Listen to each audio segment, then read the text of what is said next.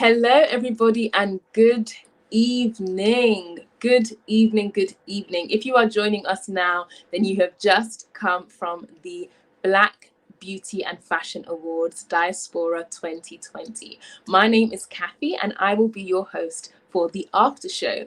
Now, I would love to hear what you guys thought about the show. I thought it was absolutely fantastic to see the range of beauty that we as a Black community can provide, as we as the diaspora, as we as, so many of us just coming together. And I learned so many different things, so many historical facts that I did not know before. I'm just so excited, and I really hope you all enjoyed the show and enjoyed the awards. So my name is Khafi, and like I said, I will be your host for the after show. Our first guest that we will be talking to is, and now this is a very, very special guest. And I'm not sure if you all are ready. If you all are ready for me to welcome on our first guest, I'm going to need you all to type in the comments. I'm going to need you all to welcome this first guest and say, I am ready. I would love to see you all say, I am ready down in the comments below. So our first guest, without further ado, first of all, let me just check that you're all bringing in the comments. I think I can see the chat here as well. Let's have a look. Yes. Okay, good. I'm seeing the chats. Excellent. Excellent.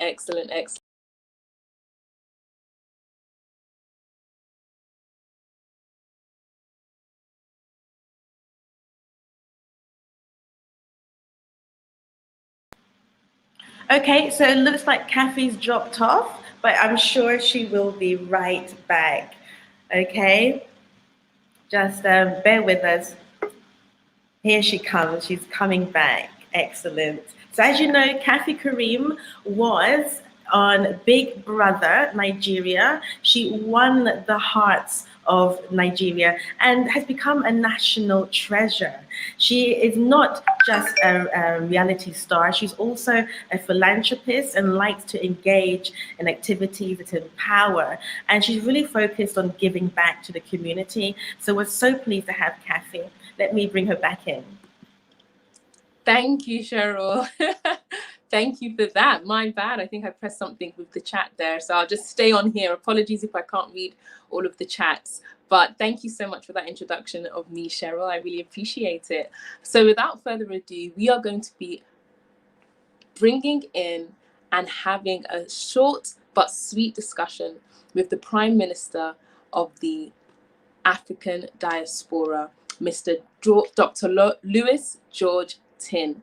So I've got so many questions to ask. I'm very, very interested. The state of the African diaspora is a new state, and I would love to hear everything about it. So without further ado, please, let's welcome our first guest. Hello, good evening. Hello, Prime Minister. How are you? Fine, thank you. So lovely to have you on the show. Really, really fantastic to have you here. Thank you so much for being here, sir. Well, thank you for your invitation. You are so welcome. So I would love if you're able to just introduce yourself for anybody here who may not know, may not have seen you before, met you before. Please introduce yourself. Well, I was born in Martinique in the French West Indies Islands. Mm-hmm. I'm a French citizen, and as you said, I'm the Prime Minister of the state of the African diaspora. So that initiative was launched 2 years ago in the African Union during the summit, and the idea is to make a structure for the whole African diaspora. And our aim is to reinforce Africa through the diaspora, mm-hmm. and the diaspora through Africa. So that's what we're doing every day. Fantastic. And I would be really, really interested to know, so how long has the state of the African diaspora been in existence? So I received the mandate of the president of the African Union a few years ago, but we launched it 2 years ago in Mauritania during the summit of the African Union. So we are a state without borders. It means that we have a constitution, Mm-hmm. we have a government, we have a parliament, we have ambassadors, we have an ID, we have a currency, we have everything, but we don't want to have any borders. So at a time when so many people want to build walls everywhere, we tend to build bridges everywhere, especially between Africa and the diaspora. Oh, that's so powerful. I absolutely love that. That's really, really significant actually, because like you said, the world right now is all about, stopping and trying putting up these walls and saying why we are different, but actually to build bridges and actually enable us to meet, enable us to be able to connect in ways that we hadn't before. That's fantastic. And what does your role entail, Mr. Prime Minister? Oh, as any prime minister. So that means I need, of course, to organize what the ministers are doing. So we have ministers of economy, education, culture, gender equality, environment, repatriation. We have a vice prime minister, and her duty is to work especially on repatriation and reparation, which are key issues in what we're doing. So really, my aim is to make sure that everybody is working together, making connections between all these people. It's a whole team. We have 200 members in the parliament, 80 ambassadors, 25 ministers. So it's a whole team to coordinate every day. Wow. That is fantastic. That is absolutely fantastic. And I'm saying this as somebody who actually wasn't aware of it before, so it's so fantastic to know that this has been created for us. What would you say to Africans in the diaspora who, perhaps are wanting to go back home or wanting to find that connection, find that connection back to home, wherever home is for them? Yes, well, I am a liberal person, philosophically, I mean. So anybody has to change, to choose for himself or herself. If you want to remain in UK or in Brazil, that's okay. But we need to provide you with the resources to be well in your country. If you want to go back to Africa, that's also okay. And we need to provide the resources to make sure that you are at ease at home. What is important is to be connected. Because if you are connected, then you're strong. You can be strong in Africa, you can be strong in UK, you can be strong in China or United States, but there is no way to be strong if you are isolated. So the secret is not, I'm not going to tell somebody you need to choose another home. I'm telling you, you need to remain connected with your family. And you need to help your family. There are many ways to do it. Perhaps you can do that from UK. Perhaps you need to go back to Africa. But whatever your choice, you need to support your family and to remain connected. And this is how a country may be strong. Yes. You may dislike Israel, for example, but how can they be so strong? Because there is a diaspora everywhere. Look at Chinatown. The secret of China, it's Chinatown, which means the Chinese diaspora. Whenever China wants to invest money, it may be in UK, Canada, Brazil, well, they are working with their diaspora. So even there might be sometimes political disagreements, when it comes to business, everybody agrees. So we have a huge diaspora in the world. It means we have 350 million people in the world out of Africa. That's huge. Already 100 million people in Brazil. So it's a huge country in itself. But if we are connected to Africa, we are then the first population in the world. And we could also become the first economy in the world. So that's really what we are working on, to make sure that with such a capacity, we become an entity, the first power in the world for the next generation. That's our mission. I love that. I love that. That is, my mind is being blown away right now. I absolutely love it. May I ask, what are some of the things that are being done to take those steps? So, for example, like you said about, people creating those hubs, having the, people sending the diaspora, sending things back home and things like that. But are there any other things being done in order to to make that a reality. And I would love to be involved. Well, yes, because of course what we are doing is Pan-Africanism in action. So action is key. We are not there to speak. For example, we have 24 projects of smart cities on the continent, from Mauritania to South Africa, through Congo and Nigeria. So smart cities, that's something quite concrete, but these cities are green cities because of course the environment needs to be respected. That's an example. Another thing we've been able to do, for example, is also restitution and reparation. Because of course, after all these crimes against humanity, slavery, colonization, genocide, we need justice. So after our lobbying efforts, a resolution was voted last year in the European Parliament. And that resolution says that European countries and European institutions need to make policies on restitution and reparation. So that's historical. So we have a law for restitution and reparation in Europe, and now we are working to implement it. That's also an achievement. A third and last example, I don't want to be too long, but we have created with our partners a commodity exchange on agriculture in Western Africa. So it's already in existence in 17 countries of the region, in Nigeria, Liberia, Ivory Coast, etc. And the idea is to make sure that the farmers in this country are able to control the prices, because we don't have a problem of agriculture in Africa. The only problem is we have is the fact that we grow food in Africa, but other people decide the prices. That's the problem. So if you have a commodity exchange, it means you decide the right price for yourself. So we are making this commodity exchange already in existence to make sure that African farmers control their production, control the prices, and that's another thing we're doing. For example, we've got a program on education. We've got 13,000 scholarships that we are providing to countries through our cooperation agreements. So, well, there are many things in all sectors of activity: education, justice, housing, industry, aeronautics, transport, etc., etc., etc. Wow.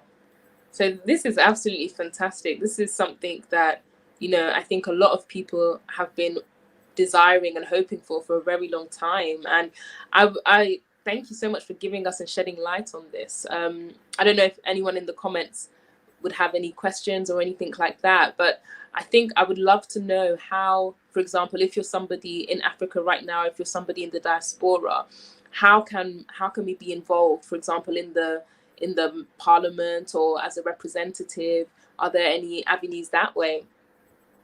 Yes, everything is possible. People can have access to our website.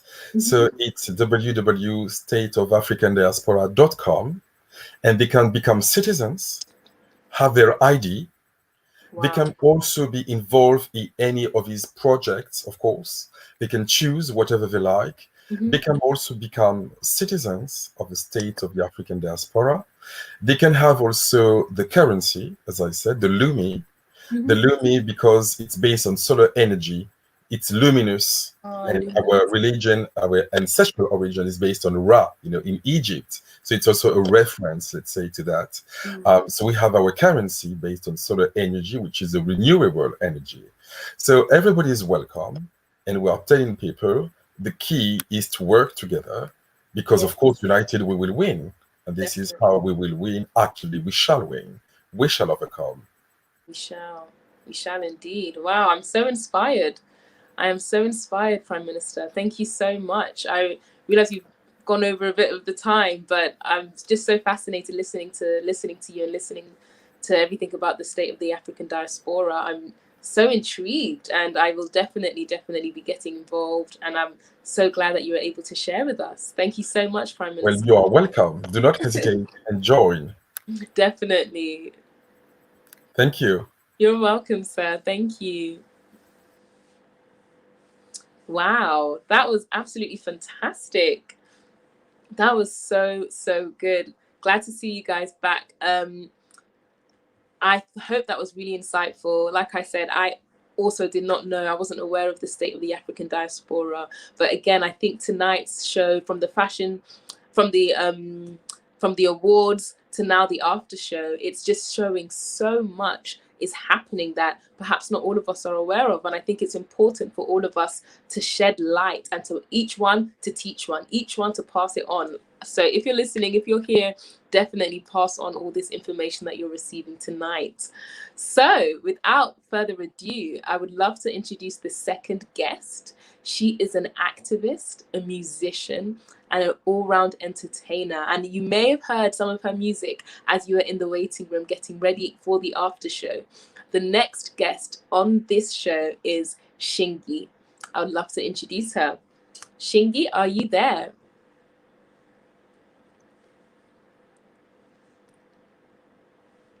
Oh, I can't hear you, Shingai. Can you guys hear? Oh, okay. Let me just unmute. Oh, there you are. There you are. Now I can hear you. Yes, I can. Hello. It's so nice to meet you. Thank you for having me. Thank you so much for having me. Wow, like what an inspiring. Oh, thank you. Thank you. Exactly. How have you been? How did you enjoy the awards? What did you think? Just so inspiring to just see, like, you know, people coming together who have had, like, you know, when you're aware of the challenges that we faced in our community, and you still see the beauty and the joy that is coming out of what everybody is making on this, you know, I see what I'm doing as the soundtrack to all of these, not just personal movements and shifts that are going on with people, but also community and international global movements and shifts that are going on, not just in the creative sector, but in loads of sectors. So it's an honor to be, you know, writing music at this time when all these amazing things are going on, really. Yes, indeed. I can only agree wholeheartedly. And you spoke about your music just then. I would love to hear some more about it. Like, what are your inspirations? It's a very different sound. It's very unique. It's very, you know, you can't really put your finger on it exactly and say, oh, it's this genre, or it's this, or it's that. What is your inspiration behind your music?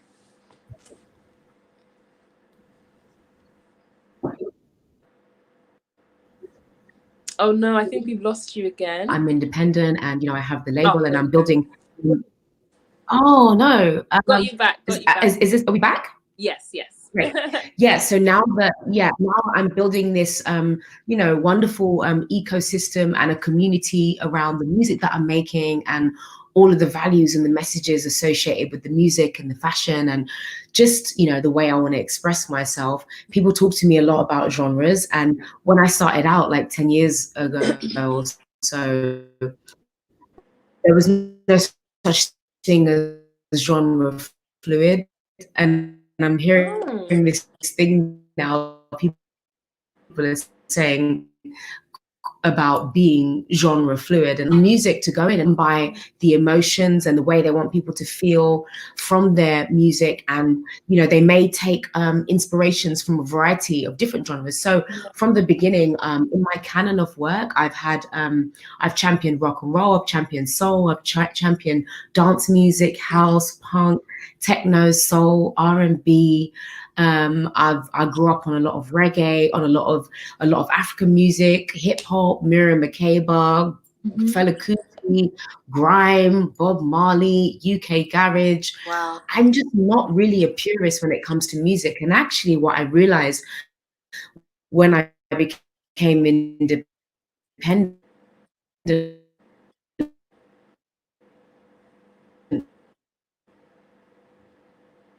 was that I had the freedom to use everything that I've learned from, you know, being in different. Oh, your mic is on mute again, Shingai.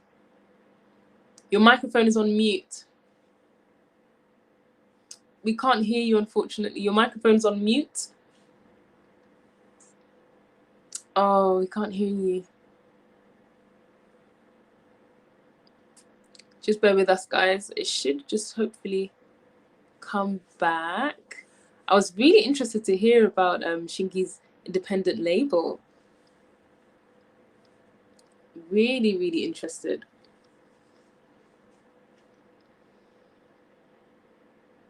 It shouldn't be a problem, shouldn't be a moment.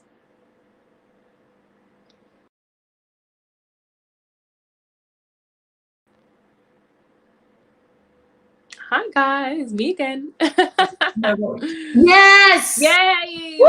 We're back. Oh my God, I'm so sorry, Khafi. No, that's okay. I think we got cut off when I was just saying that basically my music at the moment is more driven by my emotions and how I feel. And you know, I don't discriminate musically. I love most of the music that we've experienced over the last, I guess, 50 years of pop culture.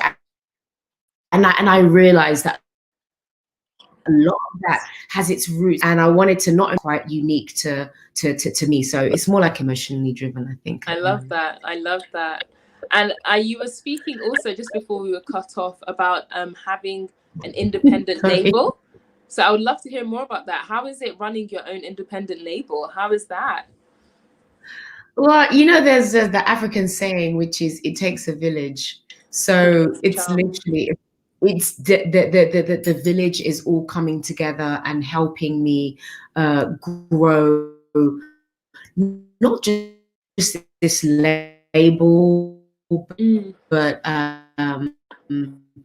you know, other avenues associated with the music. And I think, you know, family, I have members of family that are actually singing on this album with me for the first time and helping me have the confidence to sing in my mother tongue for the first time. Wow. So yeah, my brother Quay is an amazing artist, and my sister Chipo is also an amazing artist, but she comes from more of a theater film background. But I just feel like as Africans, we are raised to just be creative and be quite adaptable. And we're used to helping auntie run whatever thing she's doing, whether it's she wants you to help her hair business, or she's making or in the shop. Yeah, or like, you know, importing fabrics and you know, wrappers and headscarves. So I think I grew up with a lot of aunties and uncles and a mum that's very naturally enterprising, struggling to mix. And I feel like what I'm doing is, I really, really hope, going to make a positive impact and a positive difference. And I want to show people that you don't have to come from a specifically record label business background. I think if you are just driven, you're creative, you've got good intentions, and you kind of know what you want to create, what you need to do is be brave enough to actually ask for help and choose and have the right people around you to help achieve your vision. Girl, you are talking to me. You're talking to me. I'm loving it. I'm sure like a lot of us need to hear that, you know, having the right people around. You're speaking. Can And, I just say, sorry, go ahead. I love your outfit. Oh, thank you. So beautiful. Thank you. Just so nice. Thank you. It's Becca Apparel. Thank you very much.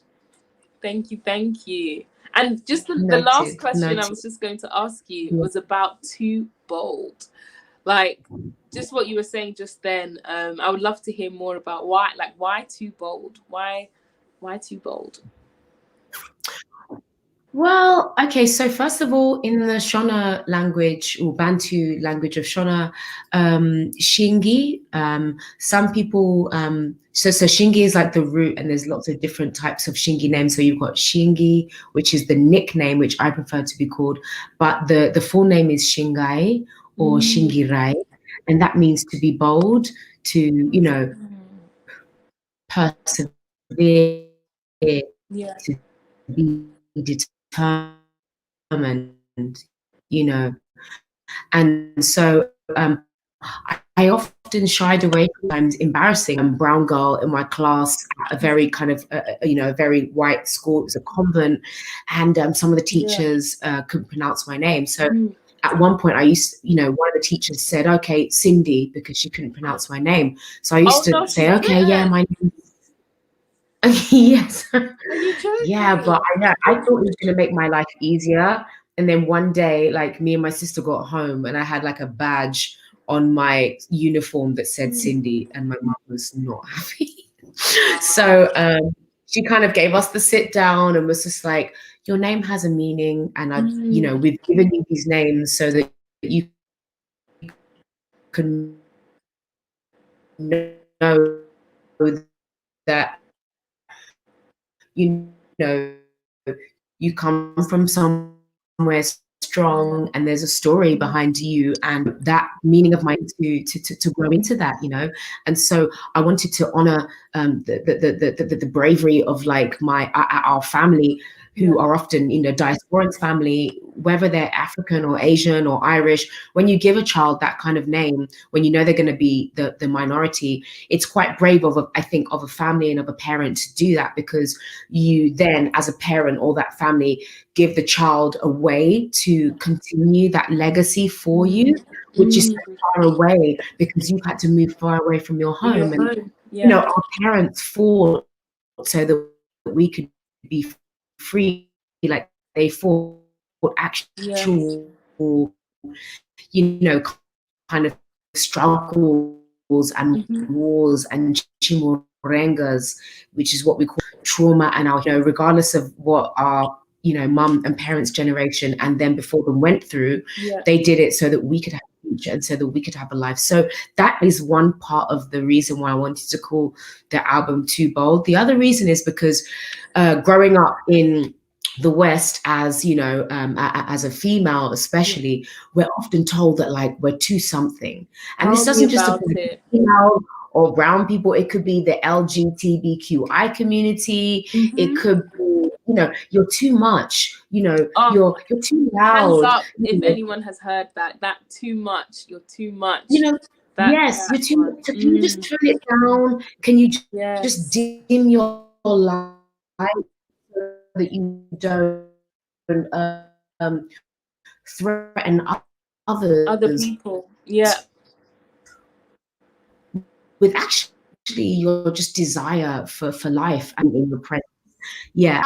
Too bold, too much for you, too bold. Like, I just wanted to create an anthem that was based on my own personal experiences, but that I would hope would relate to anybody who has ever been made to feel like they can't achieve their dreams, regardless of whatever it is that makes them different or makes them stand out. And I think, you know, our differences is the beautiful gift that Mother Nature has given us. Like, there's not one blade of grass that is the same in nature. There's not one molecule that is the same in nature, and that is for a reason. So, you know, I think by now in society, we should be at a place where we can embrace in art, and it inspires, you know, the political trends and other trends in other sectors. So people often look to what musicians and artists and creatives and fashion designers are doing. And if we compromise and just go with the flow and try and have a comfortable, easy life and try to shrink ourselves, then, and we have the biggest platform at the moment, then it's going to be very, very hard for the ones coming up behind us to feel like they can express themselves. And have that space. Wow. So inspiring, Shingai. I actually love your full name as well, Shingai. I love it. I love it. And I just think it is so powerful, you know, to embrace who we are in every level. Do you know what I mean? Our identity fully, to embrace it and to be proud of it. You know, I see you're a naturalista, you know, as well, with your hair. You know, every single part of us. You know, why shouldn't we celebrate it? So, you know, and that. So yeah, be bold. Bold. A bit like this show tonight as well. You know, I mean, what's been achieved during you know, a global pandemic. I feel like we're on the cusp of a new era, and we actually have the chance to make a difference in whatever small way, whether it's like, it doesn't matter if you're like a teacher or a parent or a musician. Everybody is vocal about feeling something this year. We've all been through it, and I just feel like, yeah, art can hopefully take us into a really positive direction. And I just want to do so that I wanted to leave on something deep and meaningful. Yeah. I mean, like I said, I want to leave people dancing, feeling, thinking, sharing, and to provoke conversations that people are ready to have right now. So yeah, I mean, it's fully independent, and you know, who knows tomorrow, but even just by you having me here on this show tonight after he's honorable, I mean, Yes. that really means a lot. It really does mean a lot. Thank you, Khafi. Thank you. Like Cheryl, like all the sponsors, like Dr. Louis George, like, you know, Michael, everyone has made such a difference. All of the people that have won awards and all the people that have worked hard enough even to get nominations, even to have businesses going, entrepreneur, full bold, and it takes a lot. I recognize that Team It is a Shingai village. It is literally a village. It is a village. It is. It is. Yeah. Thank you so much for Please, your time, Shingai. Thank I would you. love. How Thank can we you. stay? Like, if you could share your social media for anybody who wants to, you know, and how to listen to your music.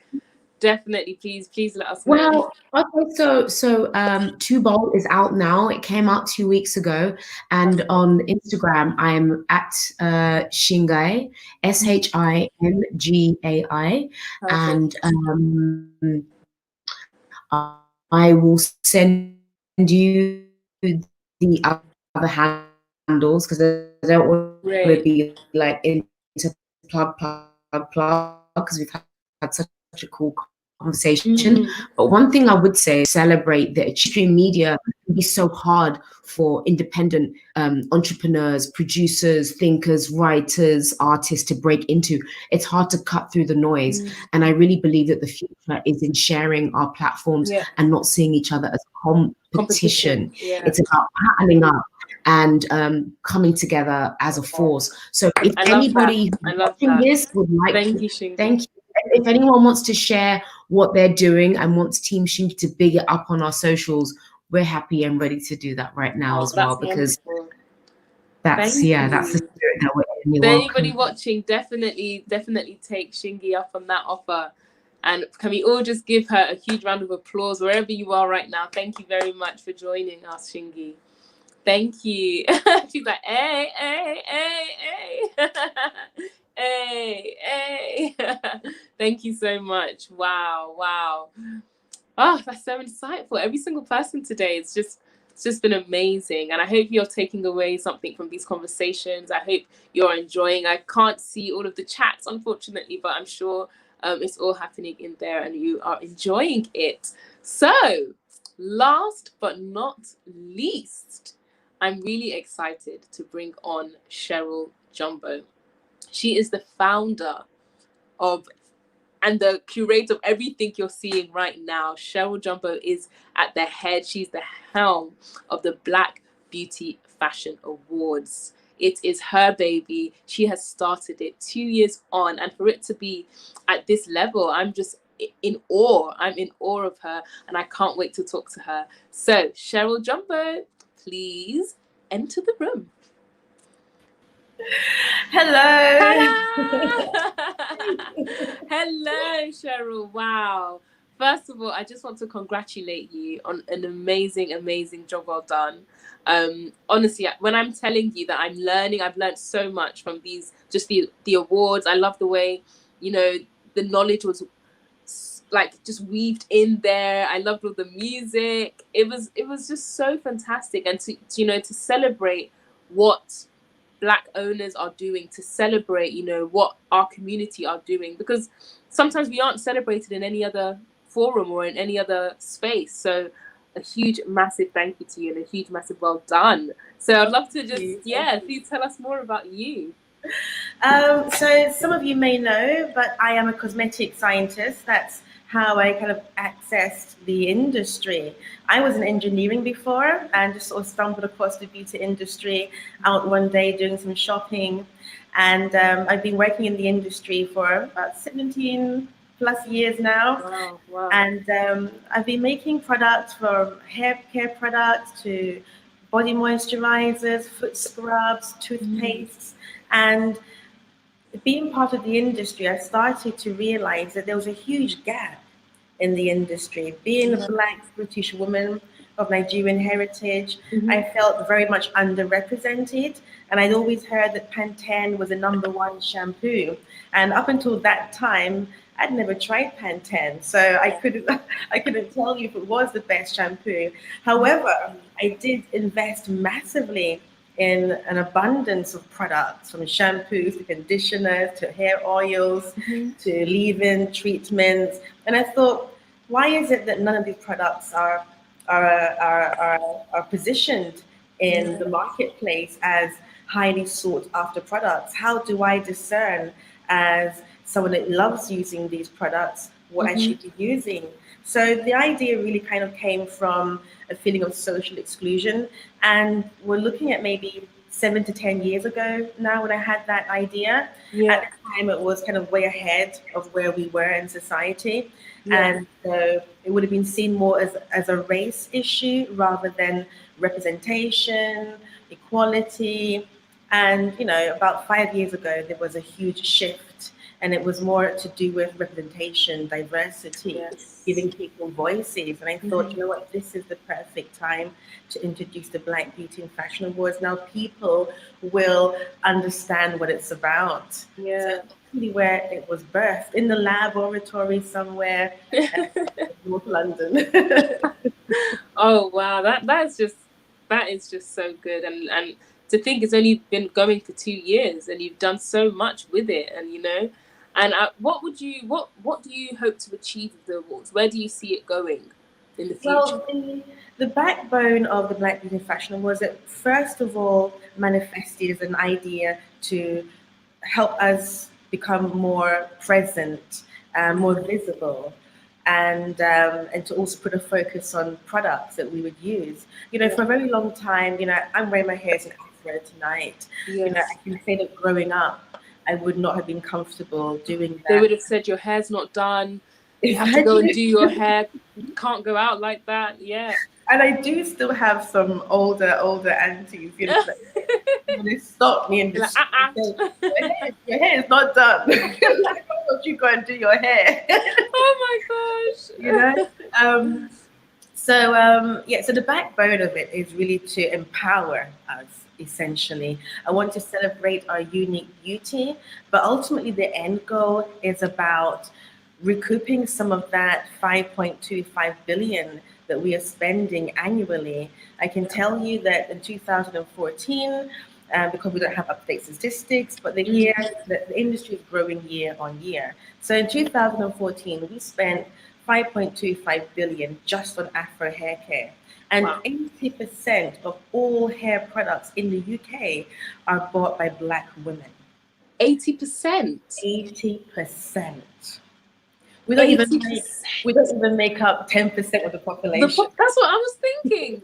It's incredible. So, you know, we're spending 5.25 billion minimally every year. Where are we spending that money? Is it going to come back to our communities? In most cases, it's not. And so I really want to see Black people essentially being part of the supply chain and not just being consumers. You know, it's such a lucrative business industry. You've heard of part of it. Yeah, we've heard of Madam Walker, we've heard of Dyke and Dryden. These are the pioneers and the forefathers of the industry. So although we may not be at the forefront now in terms of ownership, that's really how, you know, my long-term plan is. It's all about job creation. You know, when we have a stronger economy and a stronger finances, then we can do more in our communities. And you know, that has a knock-on effect. You know, seeing your mom or your dad going to work, being innovative, it inspires you as well. So it has a huge effect on the community at large. So for me, beauty is a tool of empowerment, and I'm using it in every way that I can. I love that. I love that. You know, I'm honestly so inspired by tonight. And you know, we have spoken about, you know, me and my ideas for beauty, because I always felt like, you know, beauty like I didn't deserve beauty. I always felt, that beauty was something that was further away from me. And I think actually growing up in the UK, everything you've spoken about probably, helped and ingrained that in my head that, beauty's not really for me, because I didn't really see people like me being classified as beautiful, or black products being classified as luxury products. Do you know what I mean? So I love that, and I love what you're doing, and congratulations, keep it up. And what is next for the what's next? It's all about helping, like you were doing, to change the narrative. Ultimately, we have the Black Beauty and Fashion Awards Africa, as you mentioned during the program. Yeah. Well, ideally, if not for COVID, we would have actually been looking to travel to West Africa and holding an exhibition/festival and having the awards, like a 2-day event. So we still have that plan, but it will maybe take on a virtual format. This format is working. So so BBFA Africa is coming up soon. We'll be opening. The website is ready. So if you are trading in Africa or trading with African businesses, mainly sub-Saharan Africa, we are the ones that have the Afro hair textures. Yes. So please do, get in touch. Let us see your offering. The BBS Awards, we do nominate our special award winners. However, I'm really determined to see people take ownership. So all of the awards are self-nominating. You have to believe in yourself and your product's ability, so that when you receive that award, if you're fortunate enough to win, it means more than someone saying, "Hey, you should just get an award." So that's what we're working on. And of course, we have the Black Beauty and Fashion Awards Diaspora coming up for 2021. We may do that in Las Vegas or Los Angeles or Atlanta. Nice. There's a space for blackness there, and it's unapologetic. True, very true. Yes. Wow, that just sounds fantastic. I'm so excited. Honestly, I might be coming for an award next year for my beauty, my beauty skincare company. I'm just so encouraged, and actually seeing, everybody who's doing such amazing things, just that representation, you think, wow, I would love to do something like this. That it's not that far off from me. Do you know what I mean? It's not that far away. So to everybody watching, I hope, that tonight has been insightful. I hope tonight has been inspiring. It has truly inspired me. I want to say again, thank you to Cheryl. Thank you to all of the sponsors. Thank you to everybody who has made this possible. And thank you to you who is watching. It has been a fantastic evening. And I just want to say thank you. Cheryl, I don't know if you'd like to say any closing words. Well, like you mentioned, just briefly, you said that you're interested in creating a product of your own. And that's something that I do work on. I'm a consultant. I work with individuals and businesses, helping them to demystify the process of creating their own product. So if you are watching this evening and you have an idea, don't hesitate to get in touch. We want to see more of us as part of the supply chain. And I want to say a massive congratulations to all of our finalists and our winners.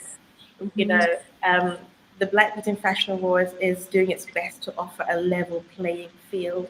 The likes of Clinique, the likes of Estee Lauder, they have 50 million marketing budget. And when you are a small Black business, you cannot compete with that. So I'm really proud that the Black Beauty and Fashion Awards has created this platform and giving a voice to those who have felt voiceless for quite a while. Wow, thank you so much. Thank you, Cheryl. Thank you all. I've had a fantastic evening. I've had such a wonderful evening, and thank you all so much for joining us. So please take up Cheryl on her words. Please take up everything that you've learned today, things that you've just enjoyed. And I'm inspired. So, and I mean it when I say next year. Yes. Next year. Next year. Thank you for being a host and a good sport for coming on and doing this, Khafi. Oh, thank you, Cheryl. Thanks for you. Oh, thank you. Same to you. Okay, so good night and God bless everyone. Yes, see you all. Bye-bye. See you soon.